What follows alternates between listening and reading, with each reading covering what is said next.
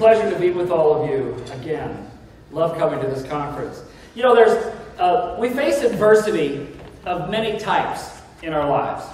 You know, there's the kind of adversity that gets forced upon you.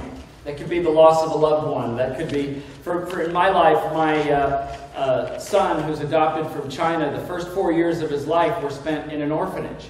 He had to face adversity as a very, very young child. And, you know, I don't really know much about that. None of us know much about it because there really aren't very many records. But we know that he had to face adversity as he talks about some of the things that he remembers that was forced upon him. There's the type of adversity that's forced to happen in our lives.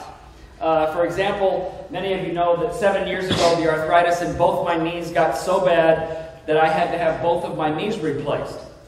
So to get that and to go through that kind of adversity, to have them both replaced at the same time, was a very difficult thing.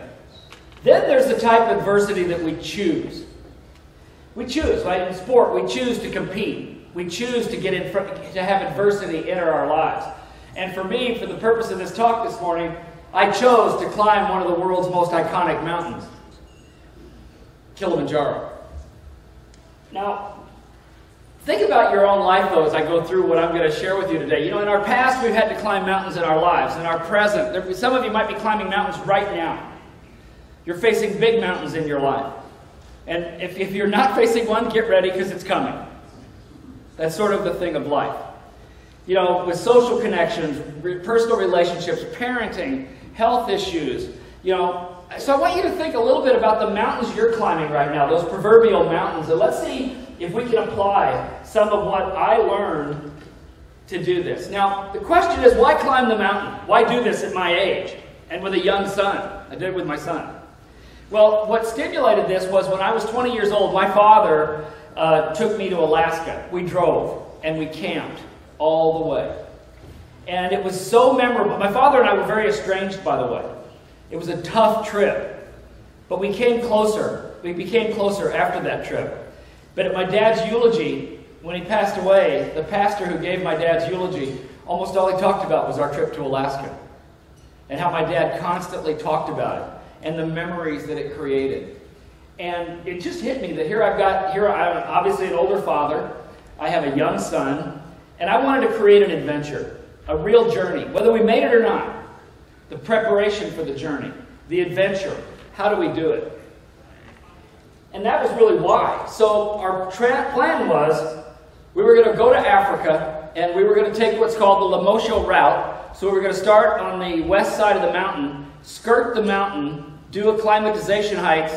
This is about 15,300 feet. Come down, skirt the mountain more, and then at night summit to Uhuru Peak, which is 19,341 feet. So if any of you know, this is about a mile higher than Pikes Peak in altitude. Now, to step back, sport, you know, what we teach at the Human Performance Institute, sport is a living testimony. We started our careers in sport. We do business, we train CEOs and C-suites and entire organizations. But sport is a living testimony. Now, look at these next words. The limitless adaptability of the human system.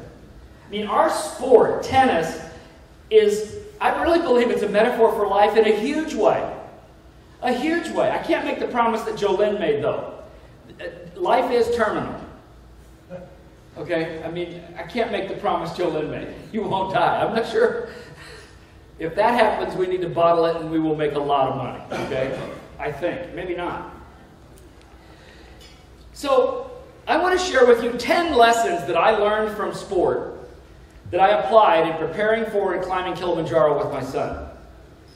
The very first one, change happens. That's number one. Change happens. So in a competition, change happens. The flow of momentum, we all talk about that. But I realized before we even got on the mountain, and as we prepared, we had to be able to adapt to what the mountain gave us.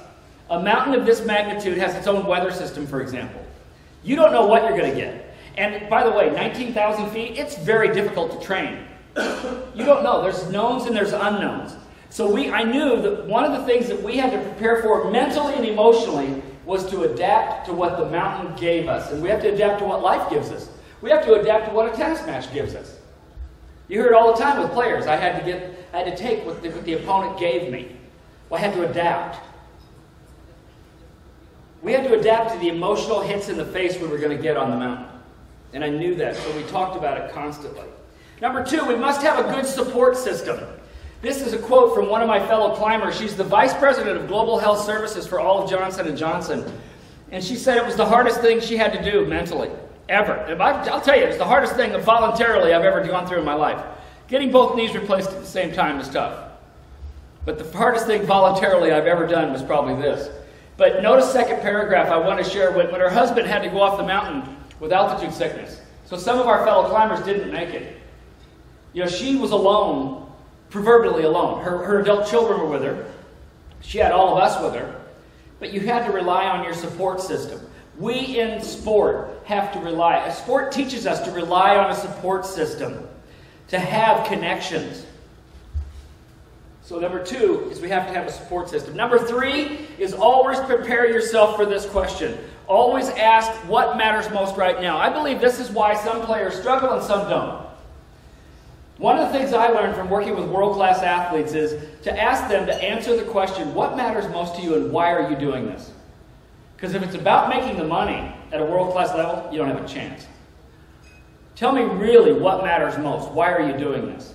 What's the purpose, the sense of purpose behind that? So that's number 3. Always ask what matters most. So to prepare for this climb, I knew we had to get out of our comfort zone. I knew that growth would follow wherever we put our energy. So I used periodization training that we learned from sport. I mean, Jim Lehrer and Paul Rodert and I brought this to the U.S. in the late 70s and early 80s, the idea of periodization. We didn't develop it. It was developed by the former Soviet Union and Eastern Bloc countries. The idea of periodization, of active rest, of preparation, of pre-competition and competition phases of training. I adapted that. So I was going to have a training phase, and then go into a pre-competition phase, and then the 8 days we were on the mountain was my competition phase. That was really the approach I took to preparing to climb the mountain. But I knew we had to get out of our comfort zone to expand our capacity. So what I did, I trained aerobically 3 days a week playing tennis. That's what I did. I started about a year before, not quite a year before the climb, about 9 to 10 months before the climb. 3 days a week I played tennis, got my heart rate up pretty high each time, and was able to get my aerobic capacity up. My son competed in karate. He's on the team at his dojo. So he trained 5 days a week. So we did a lot of aerobic training before we ever got into specific training of hiking to prepare for the mountain. So here we are it was a year ago last month in March. The weather was much nicer in the Chicago area than it is right now. It's green there. There's no green yet in the weather.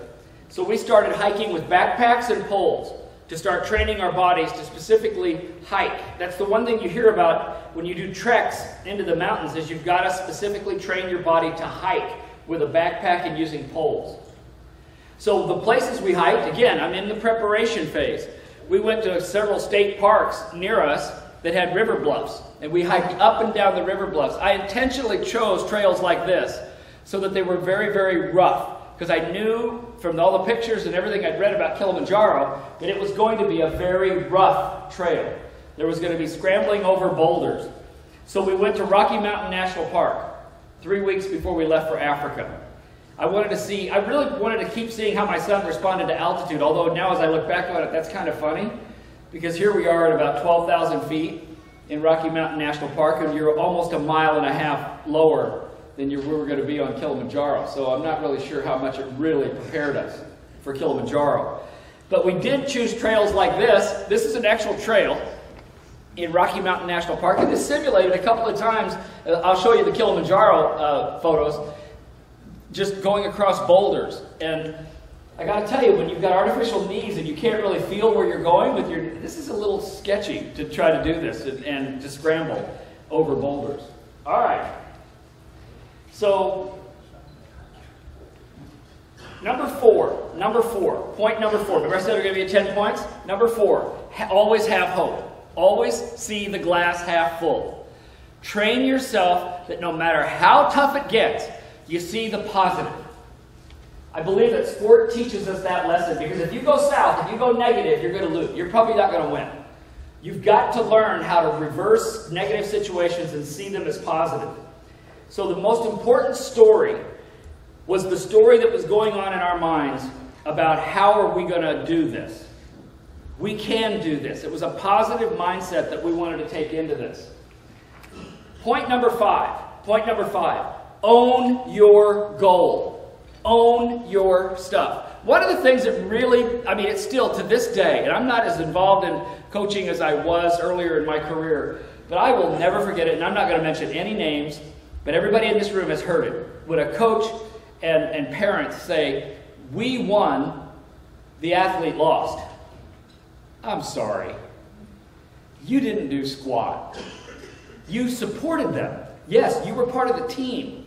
But the athlete won and the athlete lost. But now support them in their winning and in their losing. Celebrate their winning. Understand and comfort their losing. Help them grow by winning and losing. But the fact that I heard it so much. We were successful. The athlete lost.